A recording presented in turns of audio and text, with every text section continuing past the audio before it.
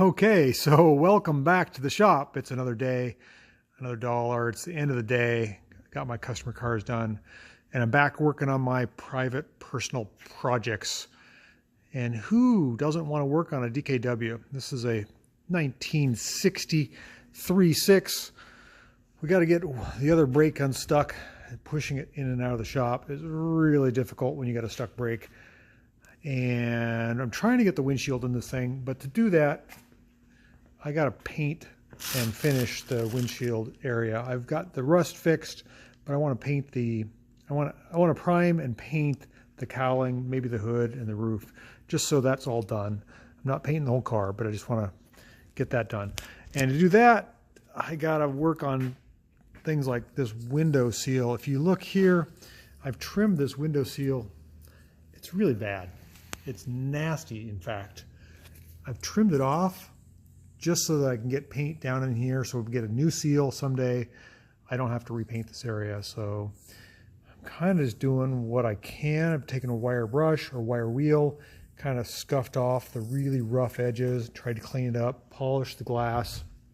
On this side, you can see what I'm dealing with here. Let's show you. This is one of the worst windshield, or one of the worst glass seals I've ever had to deal with. Look how rotten that is. It's really weathered, it's cracked.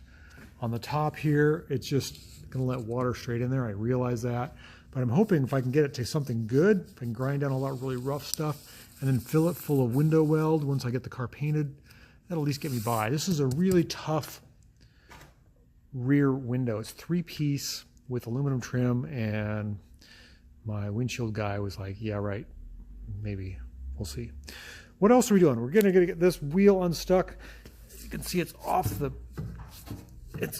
ground here. I can barely turn this thing. So either the shoes have gotten I don't know, expanded, or maybe there's brake fluid that leaked on them. It's creating a sticky mess. I'm not sure. This car's been sitting around for a long time. And we're putting the exhaust on. This is the first part of the exhaust. It's considered an expansion chamber, but really it's an oil separator thing. It's a 3-cylinder 2-stroke car, and it has this long pipe thing. I think this is a replica. I think there's baffles in here. From what I can tell, I can see weld marks to where the oil gets trapped.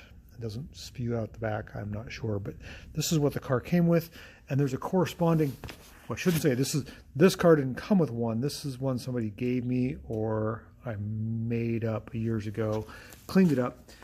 The clamp for this is here, so it's the correct clamp that goes on the end there, and then it goes up to, it's kind of weird. You can see it goes right through the frame. It connects to the exhaust manifold right here, and it goes through the frame, down under the car, and then out the back, and there's a muffler supposed to be in there someplace. So we're going to see if we can get that hooked up. That way this thing won't be so stinking loud with just open exhaust.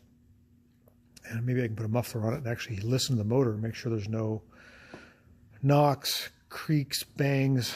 It's a used crankshaft with sealed bearings that I procured from a fella who's no longer with us. So it's one of those things. It took me a long time to build this engine. All right, so enough yapping. Let's get working. Show you some progress here. All right, so it's a little while later.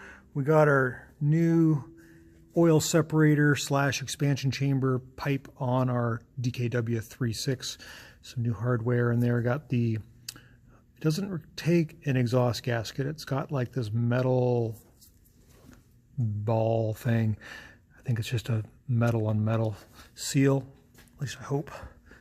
So the pipe runs down underneath the car. It's pretty large, 4 inches in diameter, and it meshes up with the clamp that's there, so that's good. I got to put a pipe on there. I think the outlet is only like 1 1.25 inches, something like that. It's pretty small. But the thing that I'm interested in, and I'm sure you are too, is what does this thing sound like? What does it sound like with an oil catch thing on the exhaust there? You know, the more I look at this car, I did a lot of work on the floors and putting these seats in. Thought it'd be really cool to have these aircraft lightweight seats in there. They're just not comfortable. They don't slide back and forth. They don't flip up to get into the back seat. I don't know if I'm going to keep those. Let's see if we can start this thing up. And like right now, there's nothing worse than having that thing shoved right in your behind. It's just not comfortable. We'll work on that later. We got to turn the key on. Where's my key? There it is. Okay, we got a fuel pump. Choke. It's going to be loud. We're going to smoke out the shop, but that's all right. Start. Oh, nothing. Oh, a little bit, something. Come on, baby.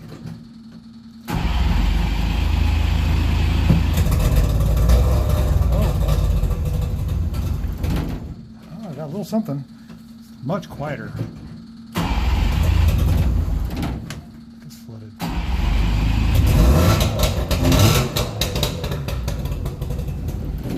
Ooh, that sounds good. Let's try that again.